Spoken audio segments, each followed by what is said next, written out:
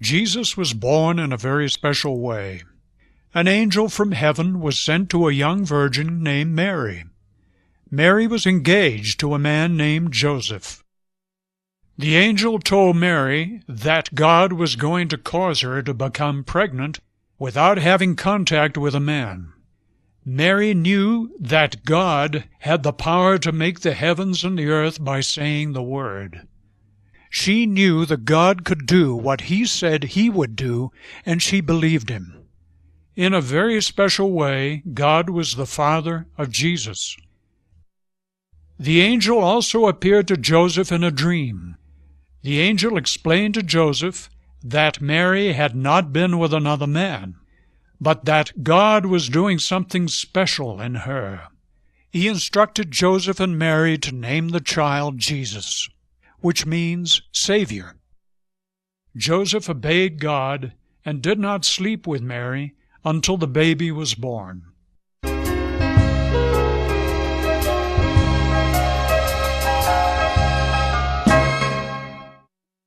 About this time, the king required all people to return to the town of their ancestors so they could keep an account of the people.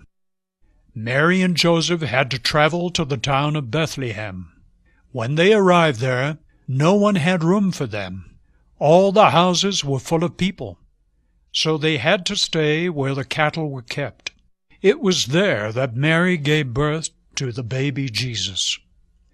That night, an angel appeared to some shepherds who were watching their sheep in a field nearby. He told them that this special child, who was to be the Savior of the people, was born nearby. Then suddenly many angels appeared in the sky, singing and praising God. The shepherds went to see this special child. They told the people all around there how the angels had appeared to them.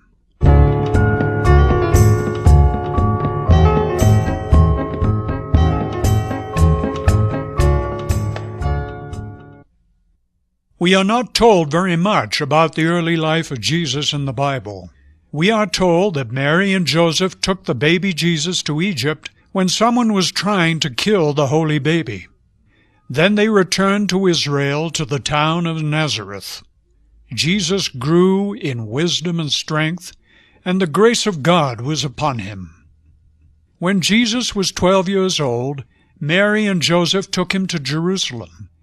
He talked about God with the teachers and leaders of Israel. He listened to them and asked and answered questions. They were all surprised at his great knowledge of God. When Jesus was about 30 years old, he began to teach people about God. Many people believed his teaching, and he became very well known.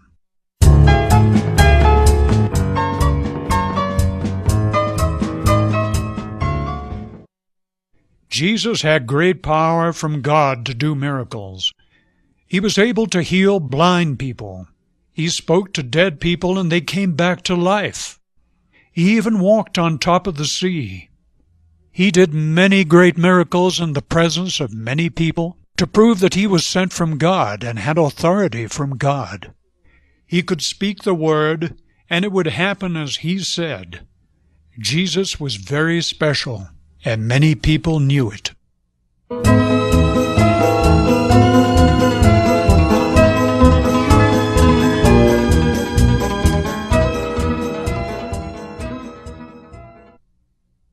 Jesus did many wonderful things, and many people followed him. Jesus was kind, healed the sick, and taught God's way. Jesus was good. Jesus did not sin. Jesus always did what God wanted him to do. He came to show us God's love and to win people back to follow God and walk in God's ways. But there were influential religious leaders who were very jealous of Jesus. They did not want to admit that they had broken God's law and were sinners like the rest of the people. Their hearts were hard, and they did not want to believe that Jesus was sent from God. They told lies about Jesus and had him arrested. He was beaten. Soldiers placed a crown of thorns on his head and mocked him. Jesus could have resisted this and stopped them, but he did not resist.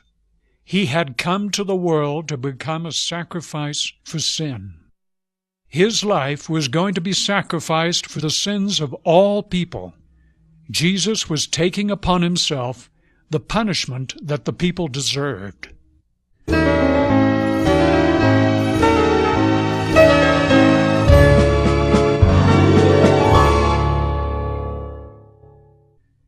The soldiers nailed Jesus to a wooden cross.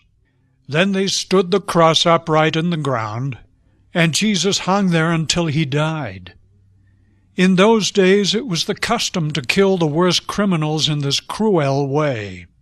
2 criminals were also put on the crosses that day. But Jesus was not a criminal. He was innocent. He had done no wrong. That day he was dying for other people's sins, not his own. He was dying for the sins of the people who were alive then, but also for the sins of people who would come later. His death takes away the sins of all who want to turn from their sinful ways and accept his sacrifice as their own sacrifice. When Jesus died, he made the perfect sacrifice. He paid for the sins of all people with his sinless blood. God has said that all other sacrifice is no longer necessary because Jesus made the perfect sacrifice.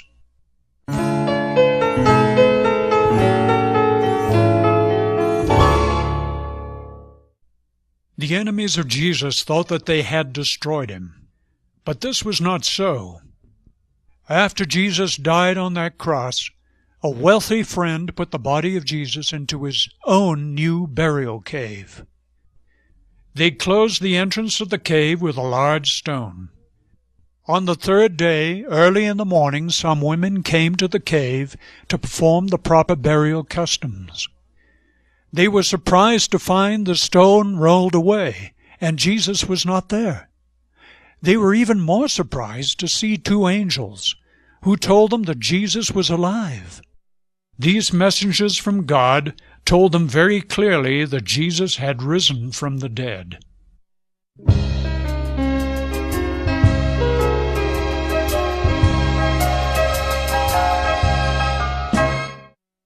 After Jesus rose from the dead, he began to visit some of his disciples.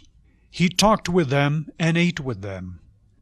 Thomas, one of his disciples, heard of this and could not believe that Jesus was alive again. He said, "Until I see his nail wounds and touch him, I will not believe." Jesus came to this group again, this time when Thomas was there. Jesus spoke directly to Thomas, and Thomas fell down on his knees before him, believing. Jesus said, "You believe because you see me. Blessed are those who do not see me and yet believe."